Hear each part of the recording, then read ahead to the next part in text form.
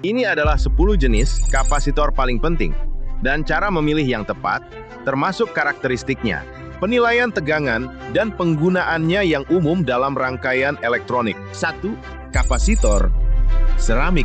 Kapasitor seramik adalah komponen kecil non-polarisasi yang sering digunakan untuk aplikasi frekuensi tinggi, seperti decoupling dan filter kebisingan. Mereka tersedia dengan nilai kapasitansi rendah dan toleransi rendah, cocok untuk sirkuit stabil dan cepat. 2. Kapasitor elektrolit.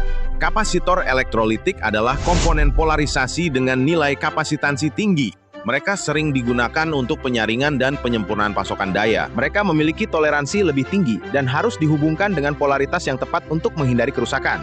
3. Kapasitor tantalum. Kapasitor tantalum juga polar, namun lebih stabil dan andal dibandingkan kapasitor elektrolitik. Mereka digunakan di rangkaian kompak dengan kebutuhan ruang dan kinerja konsisten.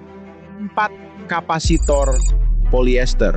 Kapasitor polyester non-polarisasi digunakan untuk aplikasi umum seperti pengkoneksian dan pengaturan waktu.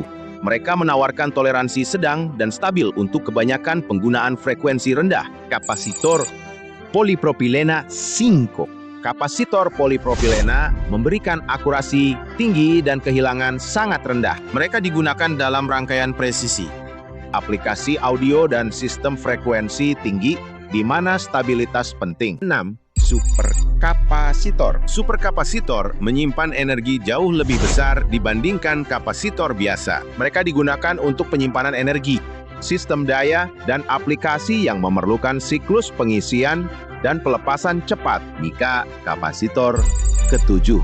Kapasitor Mika sangat stabil dan akurat.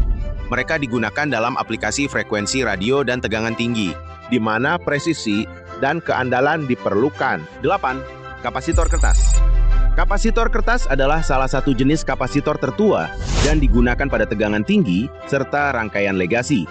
Mereka masih ditemukan di beberapa aplikasi meski jarang digunakan hari ini. Kapasitor variabel memungkinkan penyesuaian kapasitansi secara manual. Biasanya digunakan dalam rangkaian penyesuaian, seperti radio, untuk memilih frekuensi berbeda.